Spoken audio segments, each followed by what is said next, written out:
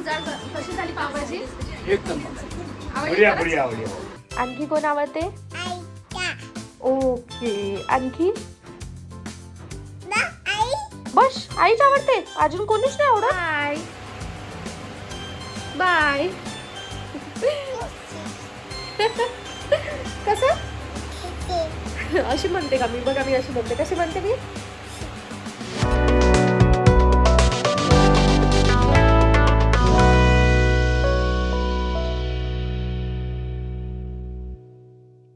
Hello माय YouTube family, कशा आहात तुम्ही सर्व? नक्कीच मजेत असणार. मी सुद्धा खूप मजेत आहे. मी स्नेहल तुम्हा सर्वांचं आपल्या चॅनलमध्ये अगदी मनापासून स्वागत करते.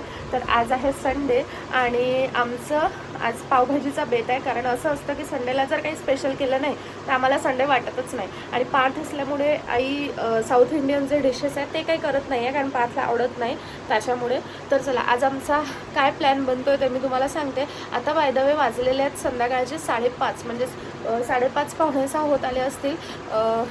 आई गेलेली आहे आत्याकडे, कारण आत्या आज जाणार आहे बाहेर गावी, परत गावाला जाणार आहेत. आणि इकडे बाकी श्रेयाची झोप चाललेली आहे, तिचा संडे. सो मी घरी बाकी काही बडबड करत नाही आता. आणि एक मिनिट कॉल आलेला त्याच्यामुळे. तर आता मी काहीच बाकी बडबड करत नाही, तिला झोपू देते. संध्याकाळची झाडझूड वगैरे सर्व झाली आहे. आता मी सुद्धा आत्याकडे जाऊन बघते आणि मग बाकी काय होतं ते तुमच्याबरोबर शेअर करते. कपडे आज पूर्ण संडेमुळे ना आईने धोबीघाट काढलेला, म्हणजे धोबीघाट घातलेला. बाहेर कपडेच कपडे आहेत सर्व.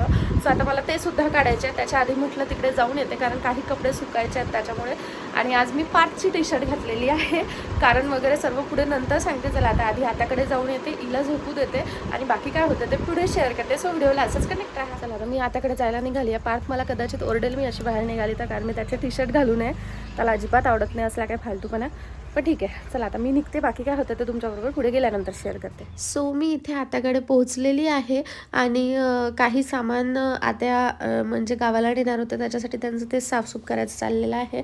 आणि प्रिशू आणि आईसुद्धा तिथे गेलेले. आणि प्रिशू ना इथे आल्यानंतर नुसती गोंधळ घालते. तुम्ही बघू शकता इथे ती आता मी दिसल्याबरोबर तिचं आई आई आई सुरू झालं. आणि मी असताना तरी तिला मीच पाहिजे, बाकी एरवी ती राहते. इथे नुसतं मस्त्या सुरू असतात. हे पहा, दिवसभरात तर आमचे कितीच कपडे चेंज करून होतात. कारण प्रिशू ना एकतर खाण्याचं काही भान नाही, जे पाहिजे ते म्हणजे जे दिसल ते खायचं आणि नंतर मग शी करायची. हो ना? कुठे गेला? हो ना? शी करते ना तू? शी केली ना?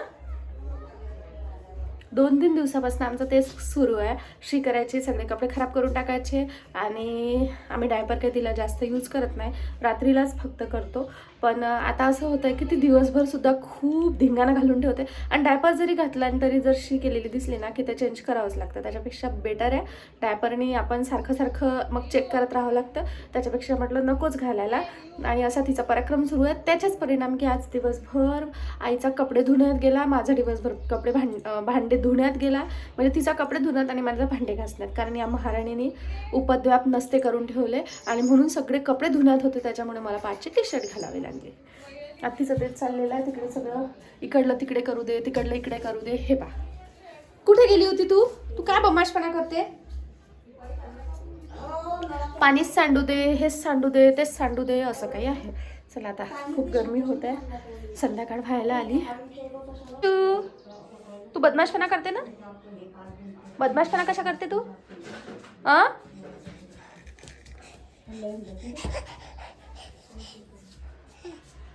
शिवाच्या वर चप्पल, ते उलटी चप्पल, पार्थला पाठवणं. रिशू बटरचं त्यांना छोटं पॅकेट आणलं म्हणते, एकदम बटर पाहिजे ना अजून एक पॅकेट. रिशू काय आहे? आणि मी दोघी जणी मस्त दारात बसलो आणि हे पा मधात यायचं लागतं. या मुलीला ना जिथं तिथं आमच्या मध्ये यावंच लागते.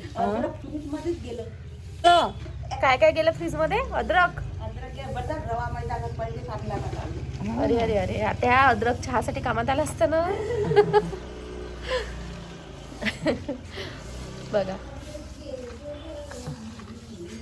सो आत्याकडून आम्ही घरी आलो. प्रिशूला चेंज करून दिलं. म्हटलं तिला आईसोबत मंदिरात पाठवते तरच माझा स्वयंपाक शांततेत होईल. पण ना या महाराणीने ज्वारीच्या पिठात हात घालून पूर्ण स्वतःचा चेहरा खराब करून घेतलाय. आता हिला हातपाय धुवून देते, दुसरा ड्रेस घालते आणि मंदिरात पाठवते, जेणेकरून शांततेत माझे काम होईल. जे फटके देऊ का?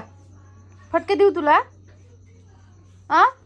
बमाश म्हणा असं करत असते का? इकडे ये.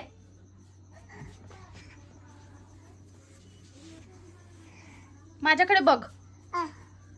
पुस हे पुस.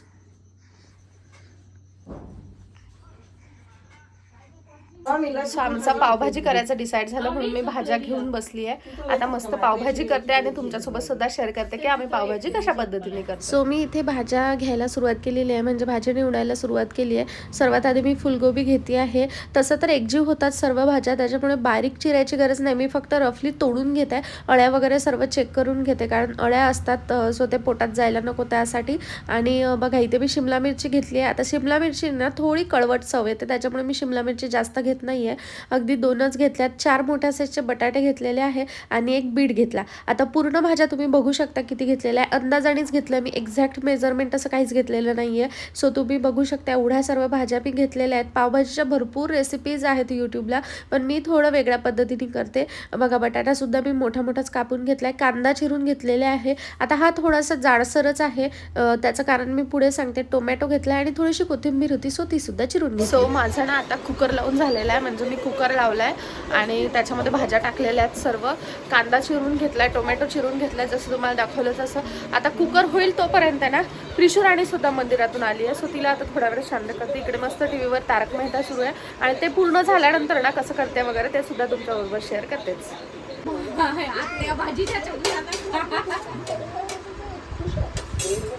काय खाऊ विचारत काय खाऊ विशू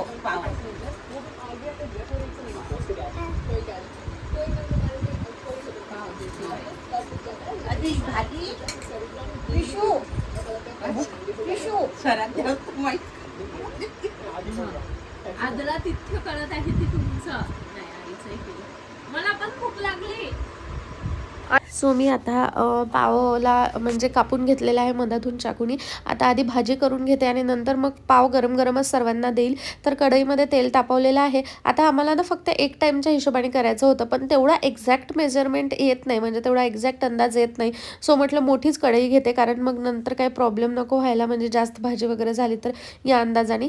तेल छान गरम करून घेतलं, त्यामध्ये जिरं मोहरी टाकलं, कांदा टाकला. कांदा छान गोल्डन ब्राऊन होईपर्यंत मस्त परतून घेतला आणि त्यानंतर मी अद्रक आणि लसूण थोडंसं खलबत्त्यामध्ये ठेचून घेतलेलं, तर ते टाकते. त्याने चव छान लागते. आता बऱ्याच जण ना इथे बाकी मसाले सुद्धा यूज करतात, पण मी तेवढे मसाले जास्त यूज करत नाही. आणि कोणी पावभाजीमध्ये म्हणजे कुकरमध्ये सुद्धा टोमॅटो टाकतात, म्हणजे कुकरमध्येच फक्त टाकतात, भाजीला फोडणी देताना नाही टाकत. पण मी कुकरमध्ये 1 टोमॅटो मोठ्या आकारात टाकलेला आहे आणि मी इथे भाजीमध्ये सुद्धा टाकते. तसं त्या बहाण्याने टोमॅटो पोटात तरी जातं, नाही तर मग बऱ्याचदा असं होतं की टोमॅटो खाल्ल्या जात नाही. तर आता टोमॅटो वगैरे झाल्यानंतर मी यामध्ये हळद टाकली, लाल मिरची टाकलेली आहे. मी हिरवी मिरची वगैरे अजिबात टाकत नाही, लाल मिरचीच टाकली. आणि काश्मीरी मिरची नाही, मी घरी जी मिरची बनवतात ना, म्हणजे घरी जे तिखट करतात मी ते टाकलेलं आहे. आणि पावभाजी मसाला टाकला 1 मोठा चमच. बाकी मी कोणतेच मसाले यात टाकले नाही आहे, म्हणजे फक्त मी हळद, तिखट आणि पावभाजी मसाला एवढंच टाकलेलं आहे.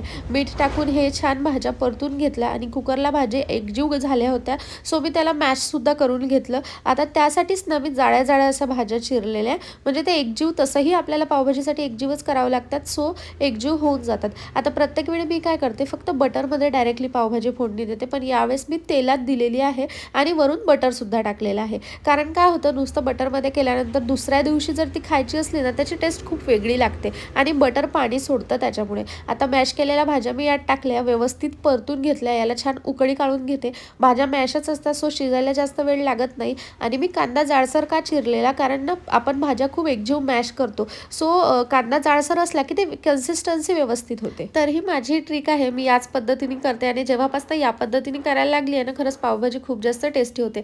सो चला आता मी याला उकळी काढून घेते, पाव भाजते आणि सर्वांना गरमागरम खायला देते, कारण गरमच हे छान लागतं. विलासराव हुजाळकर, कशी झाली पावभाजी? एक नंबर. बढिया बढिया बढिया. आईने तर खाल्लीच नाही. श्रेया तू सांग. 1 नंबर झाली, खूप टेस्टी होती. आता सांगा कशी झाली? चांगली आवडली. तुमच्यापेक्षा कमी पण चांगली झाली नाही. सो झालं, पावभाजी झाली आणि माझ्या तिकडे पावभाजीपर्यंत इकडे 2-3 जणांचं झालं, कारण ते गरमच छान लागतं. आता पार्थला बोलवायचं आहे आणि त्यांनी आल्यानंतर मग आम्हाला पार्थ, मी आणि आई आम्ही 3घच राहिलेलं, बाकीच्यांचं झालेलं आहे. आणि दिसून तरी वाटतंय की छान झालं. आता ॲक्च्युअल खाल्ल्यानंतर मला समजेल की कशी झाली बटर पावभाजी. सो तुम्ही बघू शकता आता मी सुद्धा घेतलेली आहे. पार्थही आला तर अशी पावभाजी ना खूप टेस्टी झाली आहे. सो मी रात्रीला व्हिडिओ कंटिन्यू करूच नाही शकली. आजचा डे 2 असं क्वचितच होतं की मी केव्हाचा व्लॉग केव्हा एंड करते असं रात्रीला करते म्हटलं, पण प्रिशूला झोपून देता ना मला कधी झोप लागली मला कळलंच नाही, त्याच्यामुळे व्लॉग एंड करायचा राहून गेला. आता मी शॉपला आलेली आहे, दिवसभरात सुद्धा करते म्हटलं पण राहूनच गेलं. दुपारच्या 3 वाजलेले आहेत आणि गरमी खूप डेंजर होत आहे बाहेर. एवढं ऊन आहे ना, आता उन्हाळ्याची सुरुवातच पण तरीसुद्धा खूप गरमी होत आहे. बघा मला किती घाम येतो आहे, कारण मी फॅन बंद केला. आधी तसंच बोलून बघितलं पण ना खूप जास्त नॉईस येत होता फॅनचा, त्याच्यामुळे मग तर आता प्रिशू इथे येणार आहे. प्रिशू इथे यायच्या आत मला माझे काम आटपून घ्यायचं आहे, कारण ती आल्यानंतर ती काही ना काहीतरी राडा करतेच, तिचं प्रत्येक वेळेसचं आहे. सो आई बाबाला थोडं बाहेर जायचं होतं, सो ते प्रिशूला इथे ठेवते बोलले काही तासासाठी.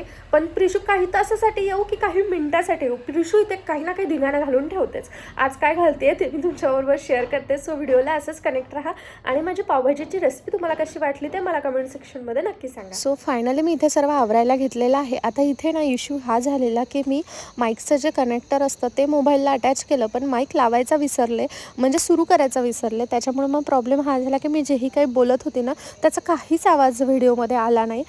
मला एडिटिंगच्या वेळी ते लक्षात आलं. सो मी व्हिडिओला स्पीडअप करून आता व्हॉइस ओव्हरच करते.